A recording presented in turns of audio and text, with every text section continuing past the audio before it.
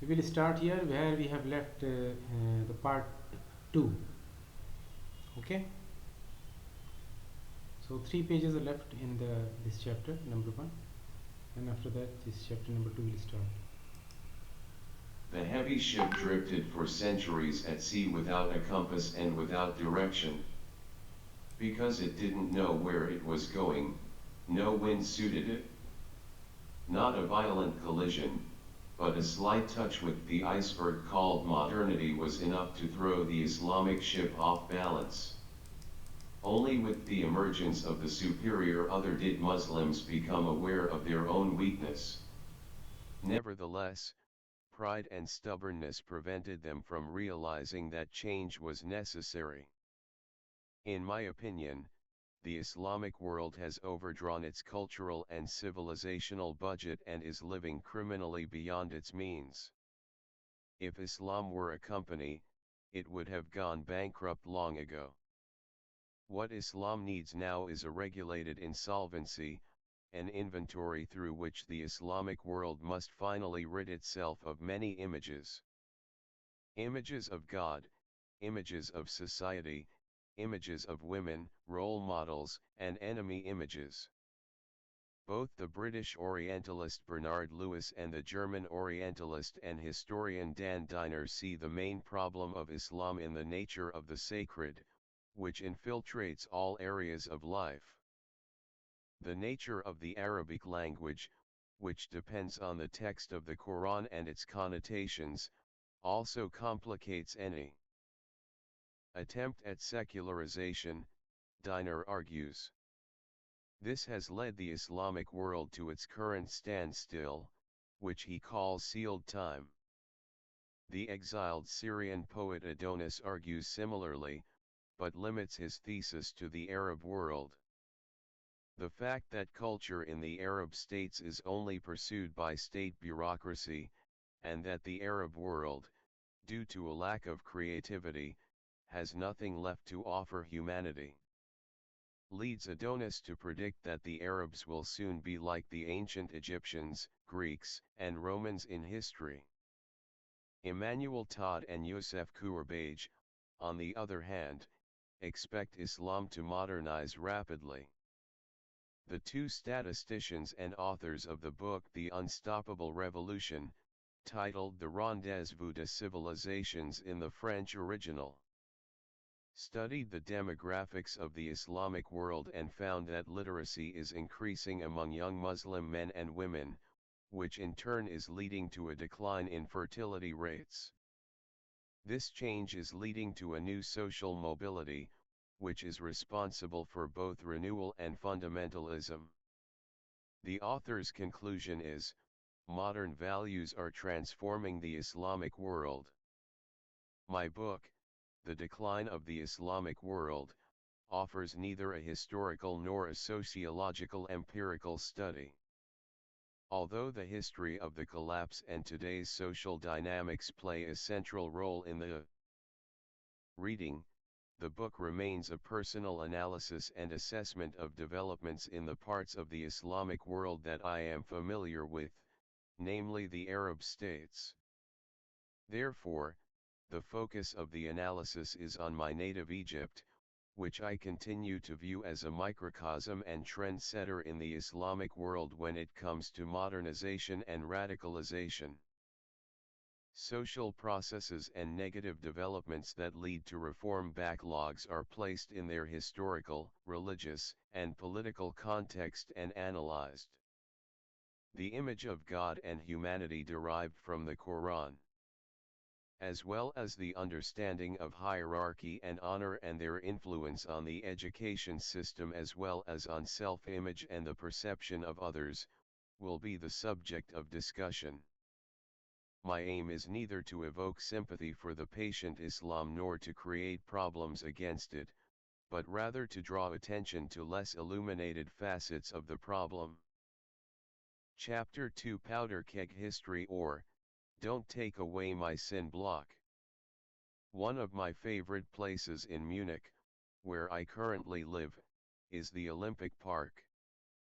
I have developed a particularly unique relationship with the Olympiaberg, a form of intercultural dialogue, so to speak. The Olympiaberg isn't an actual mountain, but rather a hill heaped up by human hands. It's designed, with paths leading to the summit, from which a magnificent view of Munich opens up. But what's worth telling, apart from the view, is the story of how the Olympiaberg came to be. The hill was built on a former artillery firing range and parade ground from the rubble of Munich's houses destroyed in World War II. A story familiar to every major German city, one that shows me what civilization means. I keep reading new and old definitions of civilization that I find unsatisfactory because they often confuse civilization with culture or limit. Civilization to urbanity, developed systems of transportation, surveying, and writing. Even though Oswald Spengler distinguishes between culture and civilization, his conception of civilization as the stagnant final phase of a culture remains questionable.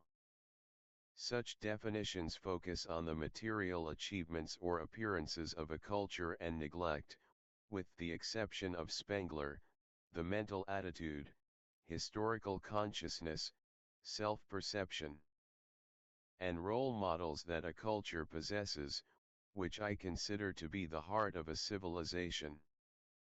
I prefer to see civilization as a constant renegotiation and reinvention of a culture. Standing on the summit of Munich's Olympic Park, I formulated my own definition of civilization as: the ability of a culture is to transform something ugly into something aesthetic. Civilization is the ability to transform and disarm one's own history. After the war, Germans could have wept for years and decades over the ruins of their cities and cursed those who had bombed them.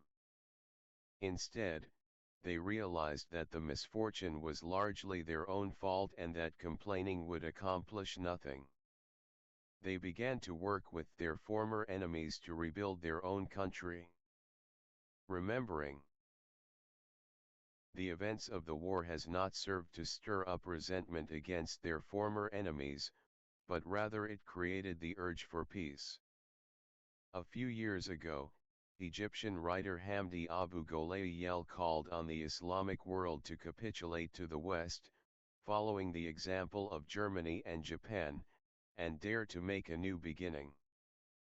He argued that the culture of pride and resistance during and after colonialism had brought Muslims nothing but a loss of energy and backwardness. Numerous commentaries, especially from left-wing intellectuals, attacked Abu Gholayel and categorically rejected the comparison with Japan and Germany. One of Egypt's most famous literary figures, Khairi Shalabi, said Abu Gholayel was even worse than all the Zionists. In contrast to Japan and Germany, which had initiated the aggression and pursued imperialist goals, Arab intellectuals viewed the Islamic world, in its struggle for Iraq and Palestine, more in the same position as France when it was occupied by Nazi Germany. The French resistance was honored by all sides during and after the war. Another argument from the Arab perspective against this comparison was that the reconstruction of Japan and Germany was carried out with the help of the Allies, who had done so solely out of fear of communist influence in Europe and Asia. If the Soviet Union had not made any claims to these states, Germany and Japan would probably be nothing more than backward agricultural states today. It was to thwart such a claim from the Soviet Union that Western Europe and USA invested in these nations after the war. The comparison with Germany and Japan may not be fundamentally appropriate, so let's look at Taiwan. During the Japanese invasion, the island was devastated, thousands of women raped and countless people killed. Only the National University of Taiwan, which the Japanese themselves had built in 1928, remained standing when the Japanese left the country. Out of bitterness and defiance, the Taiwanese could have blown up or closed this university to avoid being reminded of the Japanese atrocities. Nevertheless, they decided not only to preserve the university but also to develop it. Piece by piece, the Taiwanese rebuilt their country without outside help. Education was the backbone of this process. The university built by the Japanese and texts translated from Japanese were essential. In 2008, the National University of Taiwan was ranked among elite universities. With a pragmatic sense of history, a small nation managed to nearly overtake its former master and oppressor. Today, Japan and Taiwan cooperate very closely both economically and culturally. For many Muslim intellectuals, whether religious or left-leaning, the argument that their own development was interrupted and set back by European colonialism serves as the most powerful excuse for the backwardness of the Islamic world. Western powers used the colonized countries like toilets, leaving them in a deplorable state, without even flushing the toilets. This makes reconstruction and reform virtually impossible.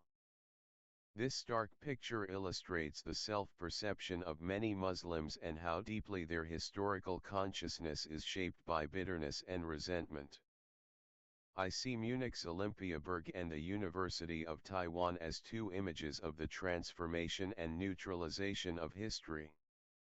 The Islamic world has failed to realize a similar process because it seems to feel comfortable in the ruins of its own history.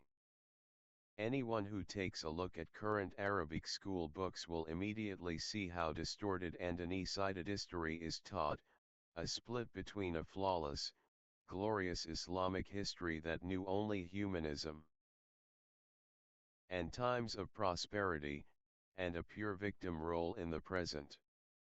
The first section of the current secondary school history textbook in Egypt self-aggrandizes the achievements of Arab and Islamic culture, followed by a chapter explaining why modern European civilization isn't actually European at all, but owes everything to the Muslims in the fields of medicine, philosophy, mathematics, and literature.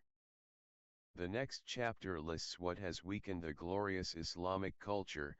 The medieval crusades illustrate the brutality of the West. It pathetically describes how the Crusaders conquered Jerusalem and murdered every Muslim who got in their way. The textbook scene of the storming of the Al-Aqsa Mosque by the Christian conquerors resembles a horror film. Muslims hide in the mosque from the merciless Christian warriors. The latter, however, invade the mosque and kill all men, women, and children. 70,000 people are said to have lost their lives in the mosque alone. The conquerors were said to have blood on their knees.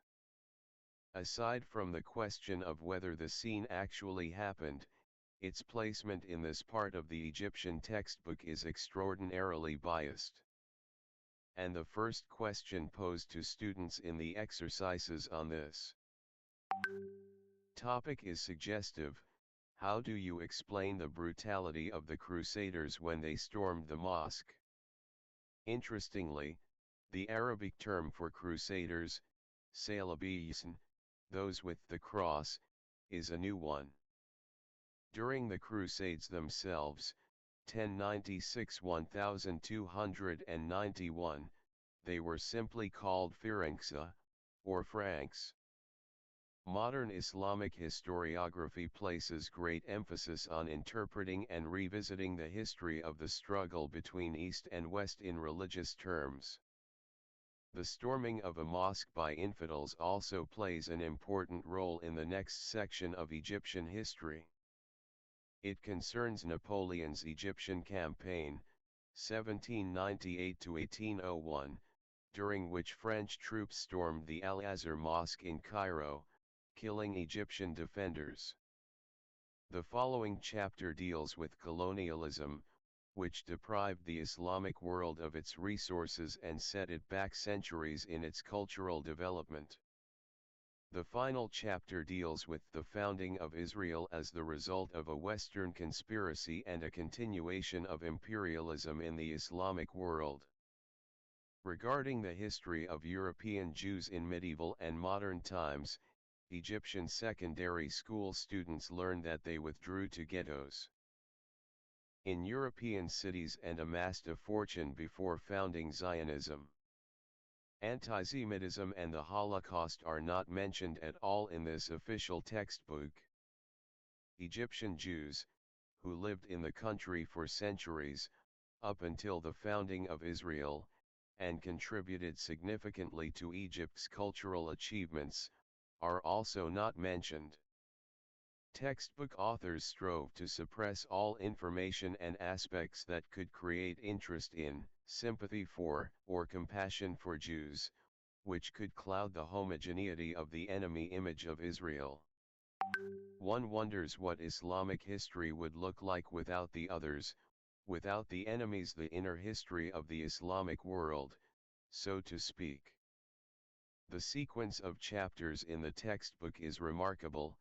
First, the cultural achievements of the Arabs are presented, and the ways in which Europeans have benefited from Arabic knowledge. This is followed by a description of what Europe has done to Islam, especially the destruction and desecration of the holy sites. Islam's own failures, aggressions, and wars of conquest are either ignored or presented as legitimate wars to enlighten the pagan peoples through Islamic teachings. The wars of others are called ghazwa, or invasion. The secondary school Egyptian textbook devotes only 1.5 pages to the Mongol invasion of the 13th century, when Baghdad was devastated.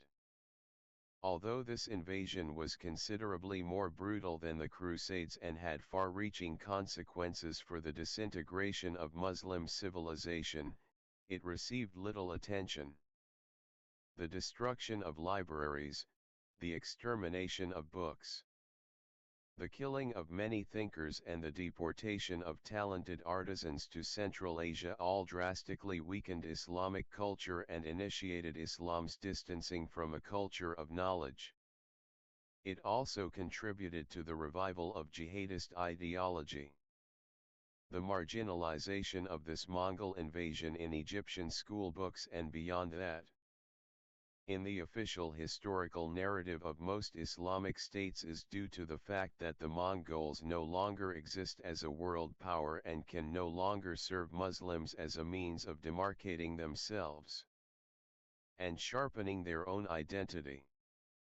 There's little about Mongolian aggressors, but in the same book, one finds 13 pages about the brutal crusaders who violated treaties and pursued no other goal than killing Muslims and gaining control over their holy sites. The prototype of the European as a ruthless aggressor remains unchanged in the treatment of colonialism, which takes up 40 pages and thus constitutes the most extensive chapter in the book. Students are left with the impression that today's European is a crusader in modern garb, interested only in the exploitation and extermination of all who do not belong to their culture. However, between the last crusade in the 13th century and Napoleon's Egyptian campaign at the end of the 18th century lie 507 years of Islamic European history, which are barely mentioned in history textbooks. However, this included 400 years of Ottoman rule in the Arab world, and this is not considered an era of colonialism. Although the Ottomans contributed more to the backwardness of the Arab world than the European colonial powers, the Ottomans and their rule in the Arab world are dealt with only briefly in Egyptian secondary school textbooks. This is because the Ottomans were Muslims.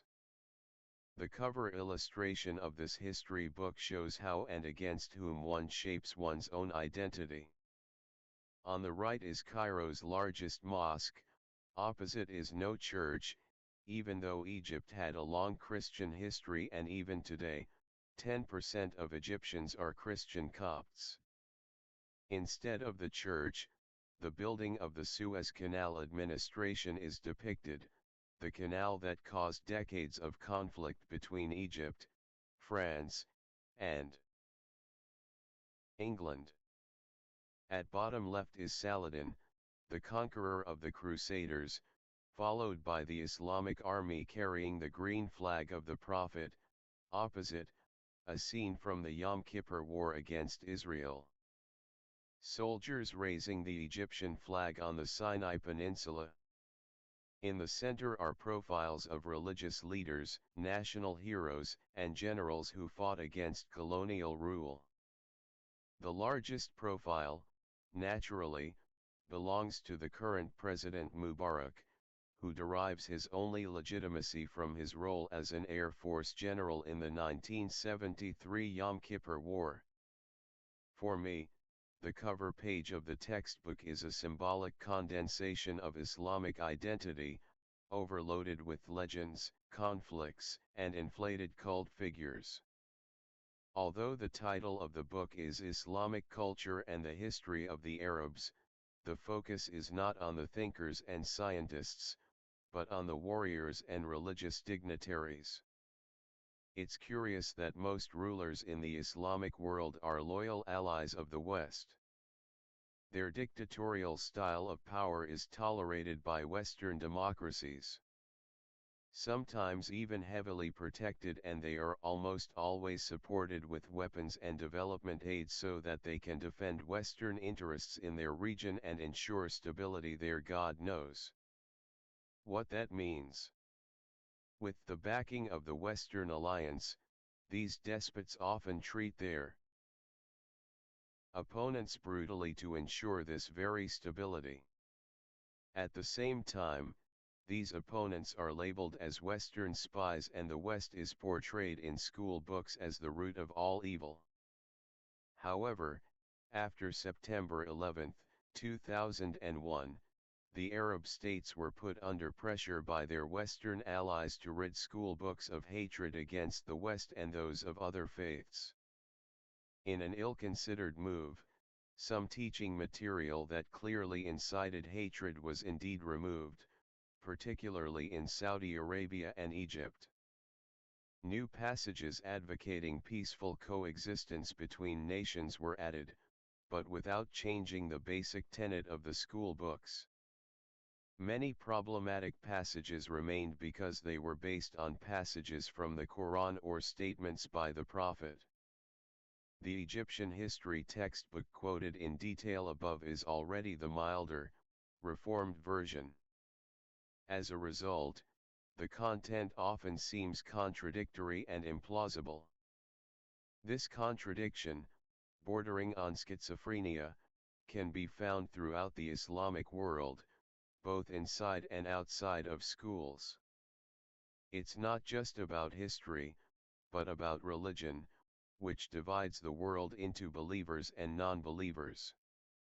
It's also about the geopolitical situation and the material inferiority to the West in all areas of life, which means that Muslims have no choice but to defend themselves against the soulless and aggressive power of the West.